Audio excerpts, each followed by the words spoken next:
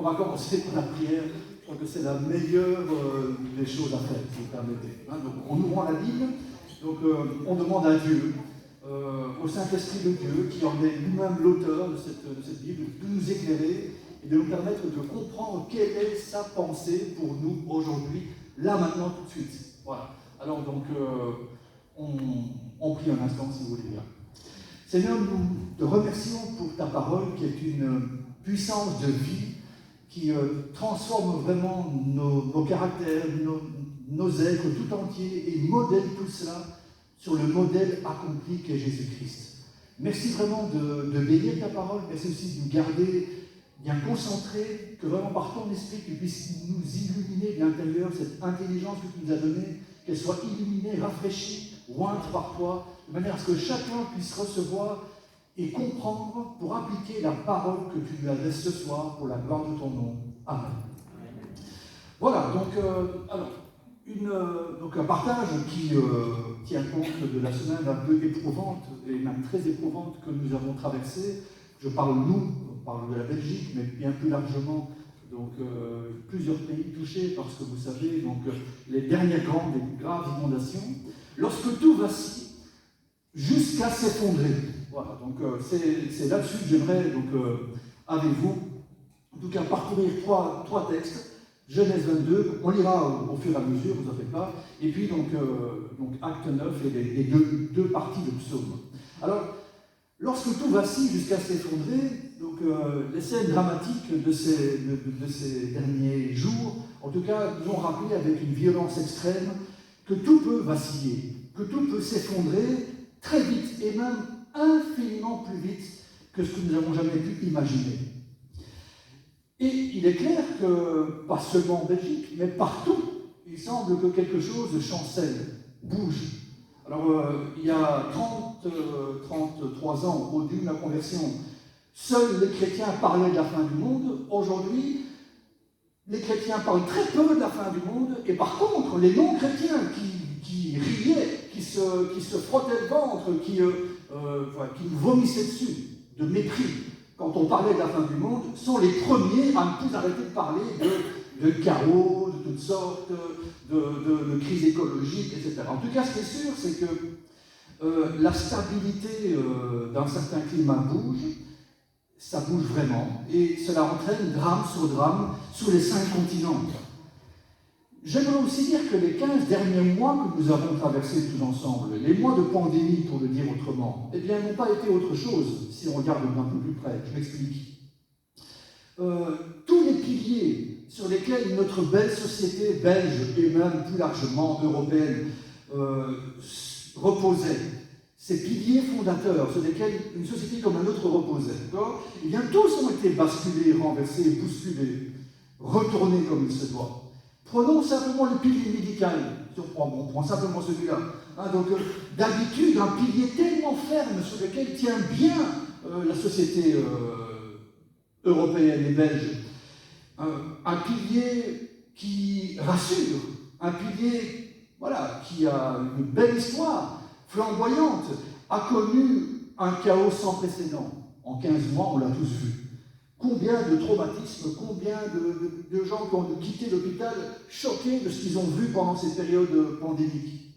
Que dire de l'autre pilier, tout proche, associé au pilier médical? Le pilier scientifique, d'habitude, tellement sûr de lui, ce pilier, tellement arrogant, tellement rempli de mépris à l'égard de tous les autres. Le pilier scientifique, toujours méprisant à la foi, s'est pris de violentes claques. Tout le monde est étonné par cela. Un spécialiste va dire blanc, un autre spécialiste mondial va dire non, moi, arrive un troisième spécialiste pour dire le violet, c'est ça la solution. Et voilà que pour la première fois, tout le monde a bien vu que le pilier scientifique est tout aussi fragile que tous les autres. Mais la science qui a toujours osé dire que contrairement à la foi et aux religions, elle affirmait des réponses sur certaines scientifiques, elle s'est pris quelques claques, d'accord? On n'en est pas encore sorti. À côté de ça, que dire du pilier économique, financier? Quel désastre économique! Même si nous avons déjà vu des premiers désastres, je crois que le pire est à venir. Sur le cours court et surtout le long terme. Alors, évidemment, tous ces piliers qui ont bougé, ce n'est plus les piliers écologiques, ce sont des piliers d'une société, et toute une société qui bascule. Eh bien, nous rappelle, s'il fallait encore nous le rappeler, que ces belles sociétés qu'on croyait si fermes, si solides, ne sont rien de plus que des géants pieds d'argile, rien de plus, qui rappellent les prophéties de Daniel et autres. Mais lorsque tout bascule jusqu'à s'écrouler, eh bien, en tous les cas, la Bible, on peut se poser la question, du coup, que peuvent vraiment faire ceux et celles qui aiment le Seigneur, qui veulent vraiment faire sa volonté? Ils sont dans un monde qui bouge et qui bascule. La Bible ne cache pas les situations les plus compliquées, et donc on peut, dans la Bible, sainement reprendre au moins 3 exemples qui parlent encore très clairement aujourd'hui. Parmi donc ces 3 exemples, je citerai tous exemples très connus depuis l'école du dimanche, pour les plus anciens. Commençons par Abraham. D'abord Abraham, de son vrai nom, qui a tout quitté pour suivre l'appel de Dieu. Il a tout quitté, M. Abraham. Une vie confortable dans la cité de Our, sud de la Mésopotamie. Il a quitté son plan familial à Haran, maintenant donc quelque part vers le nord de l'Irak, vers la Syrie.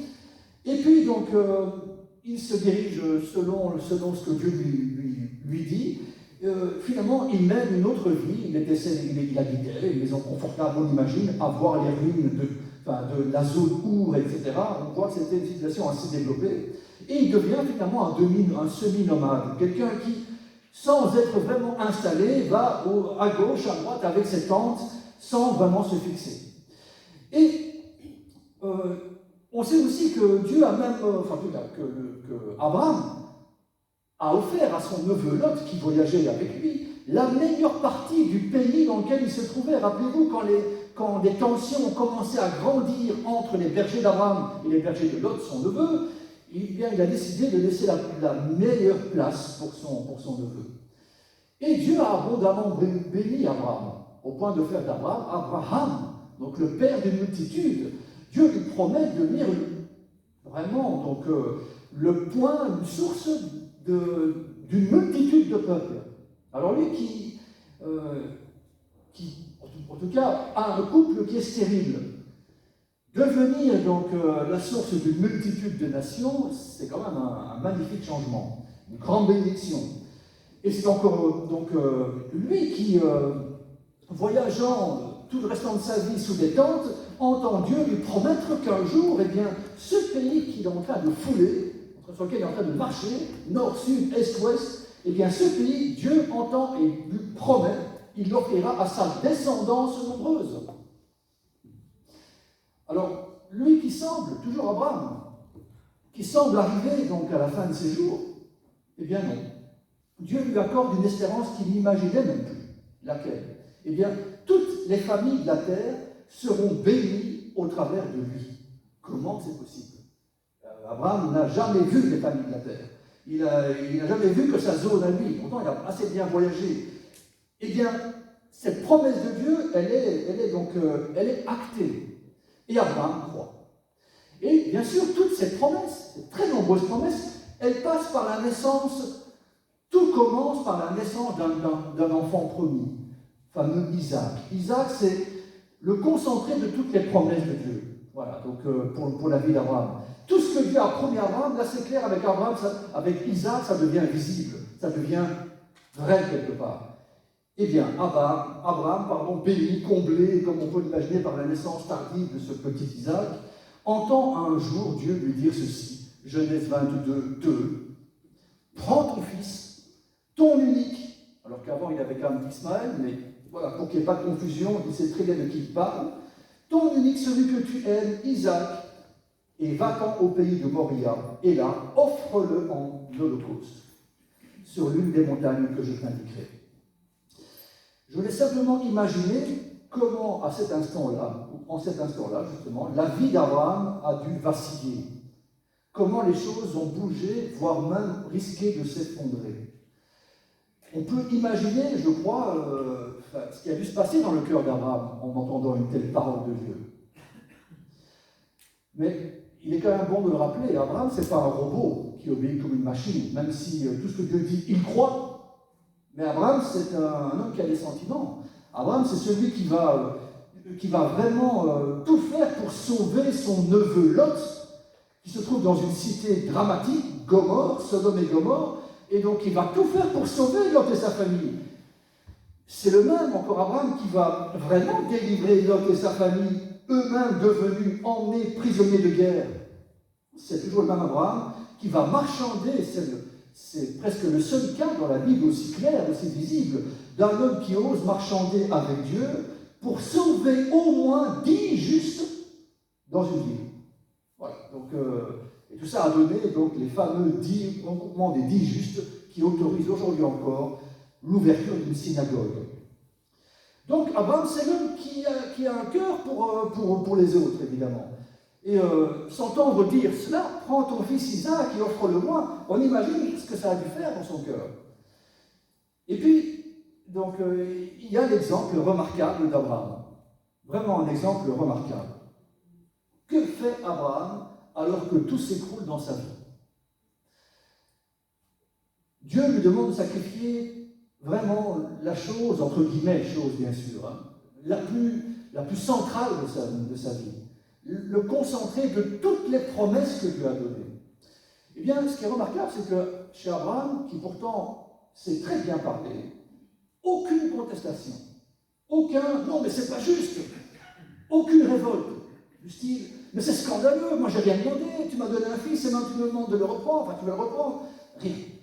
Il n'y a même pas la moindre once de négociation chez Abraham, qui sait très bien négocier, puisqu'il a obtenu pour 10 justes, eh bien Dieu sauverait Sodome, Gomorrhe et tout ce qu'il faut. Aucune remarque, il aurait très bien pu dire, peut-être qu'on peut négocier pour mon fils, comme on a fait pour Sodome et Gomorrhe. Rien. Seule chose qu'Abraham fait, c'est silence complet. Obéissance à la parole de Dieu, et le tout baigné d'une confiance totale en l'Éternel. Et c'est vraiment, cette confiance totale, elle est d'autant plus remarquable, hein, donc, qu'elle se manifeste au verset 5, quelques versets plus loin, alors qu'Abraham a vu, est parti avec ses serviteurs et son fils, qu'il a repéré l'endroit indiqué par Dieu. Eh bien, Abraham dit à ses serviteurs, « Restez ici, avec l'âne, moi et le jeune homme, nous irons jusque-là pour adorer, et nous reviendrons auprès de vous. » Donc, pour Abraham, ça ne fait il n'y a aucun doute. Donc, ce que Dieu a demandé, c'est tellement incroyable, c'est tellement inimaginable, mais malgré tout, il croit, il reste confiant. Si tout s'écroule, à vue humaine pour Abraham, c'est le cas, on voit que la foi d'Abraham et la foi dans les promesses que Dieu lui a faites sont restées, enfin, sa foi est restée intacte. Et là, Abraham nous montre un exemple magnifique, toujours valable aujourd'hui. Lorsque tout vacille jusqu'à s'écrouler, eh bien, il est d'abord bon de voir chez Abraham l'importance de rester silencieux. Il est bon de rester silencieux. Il est bon de garder l'obéissance aussi. Et de fonder plus que jamais sa vie sur Dieu et sur ses promesses. Alors évidemment, pour chacun d'entre nous, c'est plus facile à dire qu'à faire. Alors, peut-être que, et je suis persuadé, c'est une question, enfin, c'est même pas une question, c'est un boomerang que je lance. Je sais très bien la réponse et ça va revenir. Nous avons tous reçu, donc qu'on le veuille ou non, enfin en tout cas, Dieu est à ce point bon qu'il a donné à tout le monde, en tout cas, au moins une parole. Dieu t'a parlé, comme il nous a tous parlé. Et nous avons tous reçu des promesses précieuses de sa part. Mais voilà qu'il est possible que tout s'écroule, que tout vacille et tout s'écroule. Alors il est peut-être temps tout d'abord de garder le silence devant lui, de repasser ces promesses que Dieu nous a faites dans notre cœur, et puis ensuite de fonder plus que jamais, encore une nouvelle fois, eh bien, notre vie la fonder non pas sur nos émotions que nous avions eues à l'époque, parce que les émotions, elles bougent tout le temps. Par contre, plus que jamais, de fonder notre vie, les promesses reçues par Dieu, les fonder sur Dieu lui-même, qui est un Dieu d'éternité, qui ne connaît aucune secousse, qui est le même hier, aujourd'hui et éternellement. C'est le premier cas. Abraham. Quand tout s'écroule, voilà la solution qu'il nous propose. Et puis il y a aussi Paul. Lorsque tout vacille jusqu'à s'effondrer, Paul prisonnier. C'est un exemple incroyable, cette histoire de Paul. On la reprend. Dès le livre des Actes, au commencement de l'appel de Paul. Paul s'est à peine converti. Acte 9-15. Dès sa conversion, Dieu parle à Paul, par l'intermédiaire donc de l'affaire Ananias, quelque part en Syrie, à Damas. Et là, clairement, donc, Dieu rassure Ananias en lui disant ceci: vas-y, cet homme est un instrument que j'ai choisi pour faire connaître mon nom aux non-juifs, aux rois et aux Israélites. C'était donc, dès le commencement, ça commence fort pour Paul, si vous voulez, pour Saül, qui deviendra Paul. Quelques années plus tard, alors que Saül est devenu Paul et que il a creusé, il a approfondi sa conversion, alors qu'il est à Antioche, vous connaissez le passage, Acte 13. Alors, encore une fois, mais cette fois-ci, ce n'est plus dans l'intimité de Paul, c'est carrément publiquement que les choses se passent. Il y avait, vous dit le texte, dans l'église d'Antioche, des prophètes et des docteurs, Barnabas, Siméon, Lucius, etc. Et donc Manahen et Saül. Pendant qu'ils servaient le Seigneur dans leur ministère et qu'ils jeûnaient, le Saint-Esprit dit, et là c'est public, mettez-moi à part Barnabas et Saül, donc Paul, pour l'œuvre à laquelle je les ai appelés. Donc là, ça ne fait plus aucun doute. On sait très bien que Paul n'a pas entendu des voix lors de sa conversion seulement. Donc quelque chose de profond s'est mis en place pour un ministère remarquable. Et quand on lit le livre des Actes et les Épîtres de Paul, on comprend. Nous connaissons tous le ministère remarquable, puissant, fécond de l'apôtre Paul, mais aussi ses nombreuses persécutions. Donc, tout va bien pour Paul. Enfin, tout va bien avec les persécutions qui vont avec, mais vraiment, tout va dans le sens que Dieu a énoncé. Et puis là, voilà que Paul, tout s'arrête pour Paul. Tout s'écroule, tout bascule. Pourquoi? Paul devient prisonnier. Paul se voit réduit à l'état de prisonnier de l'Empire romain. D'abord à Césarée, ça va durer quelques années, et puis ensuite à Rome, probablement jusqu'à la fin de ses jours. Mais un prisonnier, ses déplacements sont tout à fait limités. Ses visites sont entièrement contrôlées. Paul ne peut plus circuler sur les routes comme il avait fait au préalable pendant de nombreuses années. 3 voyages missionnaires, peut-être même 4, 3 en tous les cas, voyages missionnaires. Il ne peut plus circuler, il ne peut plus annoncer l'évangile dans des contrées nouvelles où il n'avait jamais été annoncé. Paul ne peut donc plus fonder de nouvelles communautés. C'est pourtant bien là son appel. Il ne peut pas non plus encourager ou enseigner les frères et les sœurs de communautés qu'il a fondées, frères et sœurs qui traversent des conflits, des épreuves, des persécutions qu'il faut encourager. Il semble que tout s'écroule dans la vie de l'apôtre Paul. Parce que, soyons clairs aussi, là j'ai peut-être été trop vite, voilà. Le ministère béni et fécond de Paul, mais un apôtre, un apostolos, c'est quoi? C'est quelqu'un qui est envoyé en avant, littéralement. C'est un envoyé en avant, mais dites-moi, où est l'envoyé en avant, où est l'apôtre, lorsqu'on lui met des chaînes aux mains et aux pieds? Est-ce encore un apôtre? On imagine les tensions qui ont dû traverser le cœur du pauvre apôtre Paul. Mais Paul est un modèle remarquable pour nous aussi.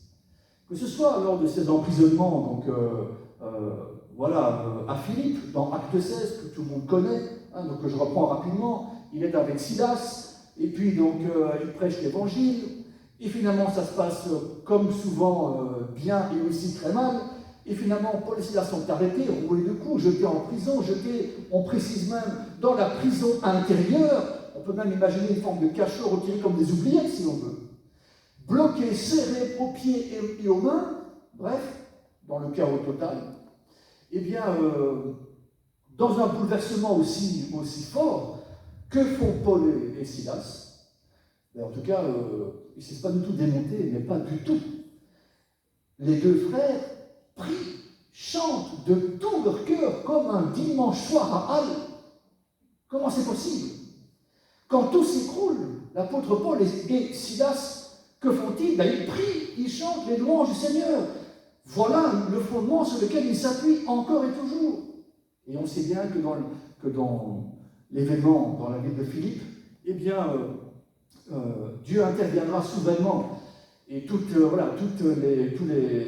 les prisonniers se verront libérés, donc toutes les portes vont s'ouvrir. C'est le bouleversement que Dieu va susciter par un grand tremblement de terre, vraiment particulier, ceci dit, à Philippe. Mais cette grande délivrance de Philippe n'a jamais eu lieu à Césarée. Elle n'a jamais eu lieu à Rome. Paul va vraiment rester pendant des années en prison à Césarée et ensuite à Rome. Il ne va plus pouvoir bouger, ou pratiquement de moins en moins. Un apôtre dans des chaînes pendant des années. Pour lui, quelque part, c'est le monde qui s'écroule. Que fait donc Paul? En tout cas, on le lit dans les Épîtres, c'est très clair. Paul ne se lamente pas du tout. Il ne se plaint pas. Il ne s'en prend pas à Dieu ou aux Romains. Non. Paul, que fait-il? Eh bien, il écrit, et il écrit encore, et il prie non-stop. C'est ainsi qu'il va écrire des trésors, il n'y a pas d'autre mot, des trésors spirituels pour les églises de son temps, mais aussi pour l'église universelle de tous les temps. C'est-à-dire, cet apôtre prisonnier qui ne peut plus voyager, donc il n'a plus l'occasion de visiter les églises qu'il a fondées, ni même les autres, mais par ses lettres, il va bénir une multitude d'églises qu'il n'a jamais connues et qui seront solidement fortifiées grâce à ses nombreux enseignements. Rien que ça. Dans ces lettres, on voit un homme de Dieu qui est vraiment éprouvé, mais qui ne se plaint pas. Un homme de Dieu, à vue même, tout semble s'écrouler, mais un homme de Dieu qui est fondé sur quelque chose d'autre que le commun des mortels. Je m'explique. Un homme de Dieu qui, alors que tout s'écroule, eh bien, il est fondé sur Jésus-Christ. Un socle qui ne bouge pas. Un homme de Dieu rempli d'une paix indescriptible, incroyable, au vu des persécutions injustes qu'il a à vivre. Un homme de Dieu qui est rempli même en prison, dans une prison puante et obscure de l'Empire romain. L'apôtre Paul va écrire aux Philippiens 4.4 « Réjouissez-vous dans le Seigneur », je le répète, réjouissez-vous. Comment est-ce possible?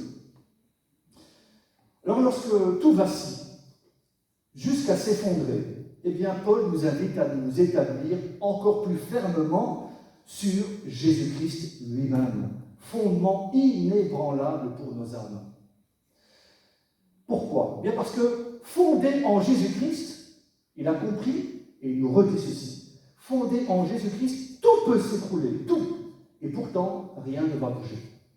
Voilà. Tout reste ferme. En Christ uniquement, même si tout s'écroule, la paix de Dieu est possible.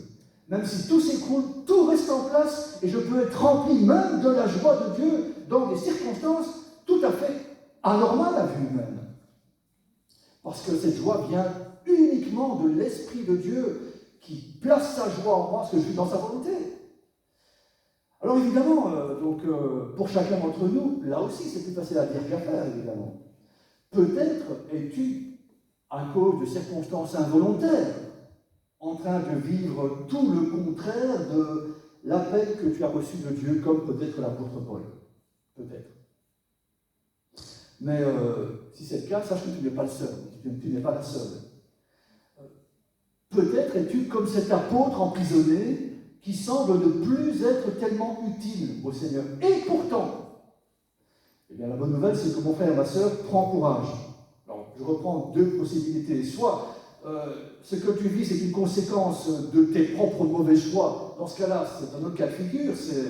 La solution, on la connaît tous, c'est retourner au pied de la croix, demander pardon, se repentir, remettre de l'ordre dans sa vie, enfin, avec l'aide de Dieu, remettre tout en place. Ça, c'est au cas où ce qu'on subit comme coup dur est une conséquence de nos mauvais choix, mais ce n'est pas du tout le cas de l'apôtre Paul, et j'imagine beaucoup d'entre nous ce soir. Si ce que nous vivons, si ce que tu vis n'est pas lié à des mauvais choix, mais au contraire, est une simple conséquence de ton obéissance au Seigneur, Dans ce cas-là, comme l'apôtre Paul, dur à faire, mais c'est pourtant ça le remède, alors chante des cantiques. Loue Dieu de tout ton cœur, quoi.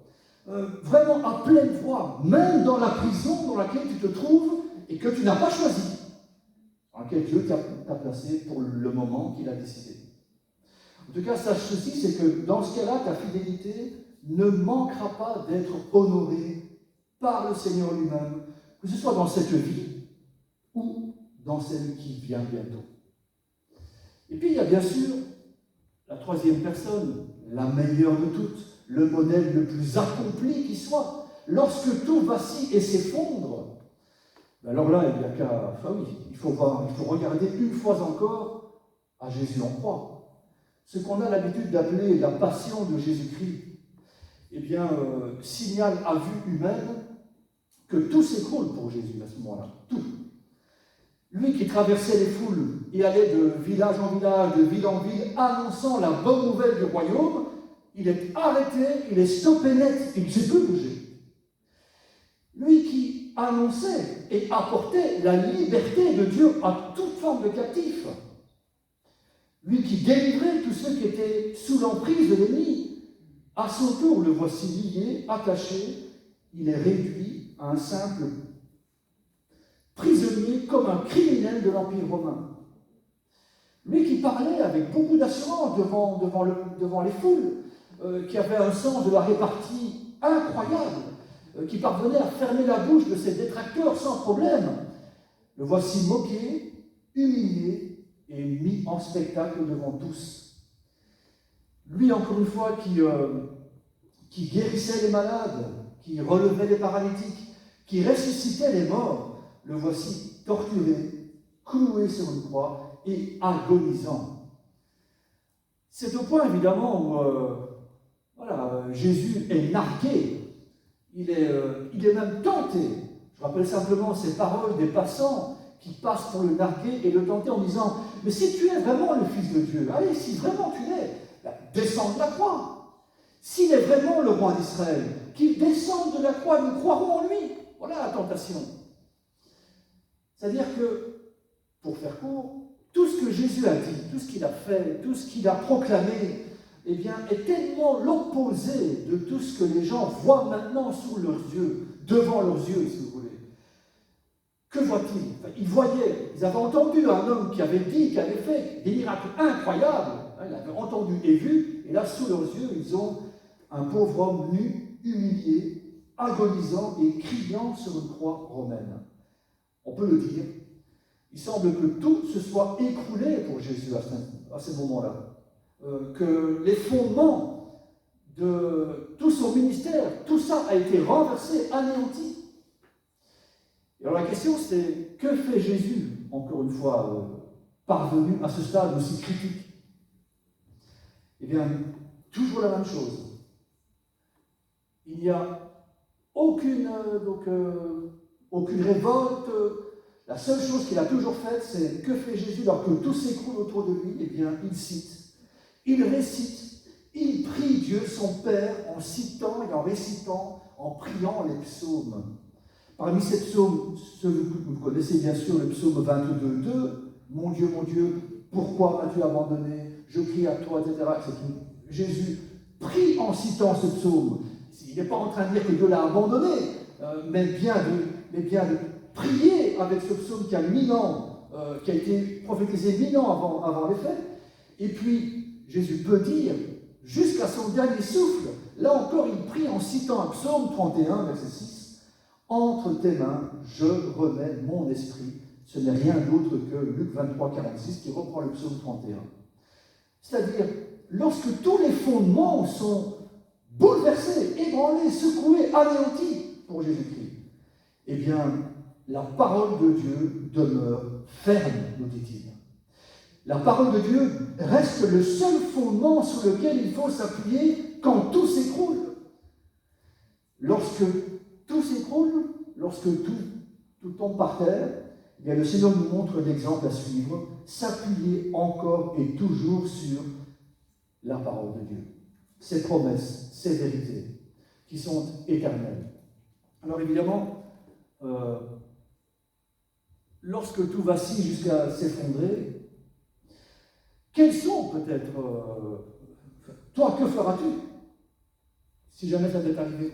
Pardon, si ça t'arrive, ou si tu es en plein dedans, que vas-tu faire? Quels sont les différents fondements de ta vie qui peut-être ont été secoués et qui menacent de s'effondrer? Est-ce le pilier de la santé? Et on sait très bien, et on l'a vécu en ces 15 derniers mois, et on le sait de mieux en mieux, que sur une mauvaise nouvelle, le pilier de la santé peut vraiment s'écrouler chez tout le monde. C'est peut-être le pilier économique, le pilier financier, hein, donc une menace de perte d'emploi, ou en tout cas un avenir qui s'assombrit. En tout cas, ce qui est sûr, c'est que cette semaine-ci, les premières gouttes de pluie qui ont commencé à tomber mercredi matin, eh bien, avec ces premières gouttes de pluie du mercredi matin, 14 juillet, personne n'imaginait que certains allaient tout perdre jusqu'à leur propre vie, quelques heures, quelques jours plus tard. Quel est donc le pilier sur lequel tu te trouves et qui est en train de vaciller? Est-ce le pilier familial, de tensions sévères au sein du couple, de tensions avec les enfants, qui se répercutent aussi sur l'ensemble de la famille? Ou peut-être que c'est le pilier spirituel, la traversée d'un long et difficile désert, d'un tunnel compliqué, dans lequel Dieu se montre silencieux, apparemment éloigné. En tout cas, ce qui est sûr, c'est que, là encore, mon frère, ma sœur, prends courage. Non seulement tu n'es pas seul, mais tu peux te reposer sur le solide fondement qu'est Jésus-Christ. Un fondement qui est ferme, inamovible, éternel. Le fondement de la parole de Dieu, la Bible, celle sur laquelle nous discutons maintenant, et la parole de Dieu faite chair, Jésus-Christ lui-même. Alors encore une fois, si justement, lorsque tout s'écroule, lorsque tous les fondements sont bouleversés au point de s'écrouler les uns après les autres, nous sommes invités donc à regarder une fois encore à ces trois exemples. L'exemple du Père Abraham, qui, même quand tout s'effondre sous ses yeux, eh bien, reste silencieux, obéissant, gardant de plus en plus sa foi solidement fondée en Dieu et en ses promesses, qu'il sait certaines.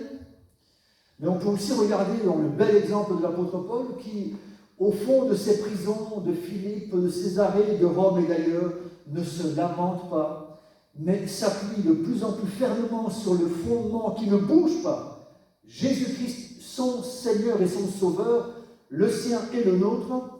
Et bien sûr, nous sommes invités plus que jamais à regarder au modèle le plus magnifique qui soit.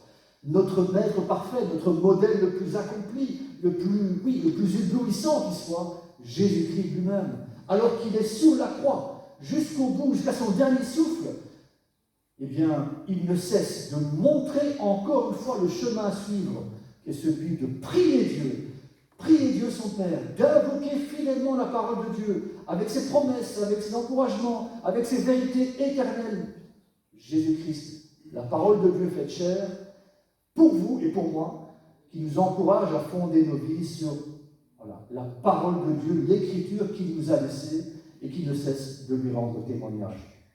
Oui, alors que tout risque de s'écrouler, quand tout s'écroule, il est donc plus que temps de fonder sa vie sur la parole de Dieu et de la fonder solidement sur Jésus-Christ.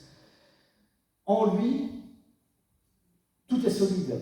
En lui, tout est ferme. En lui, nous pouvons réellement trouver le repos de nos âmes. Prions un instant, si vous voulez bien. Je demanderai à Paolo et au groupe de membres de nous rejoindre.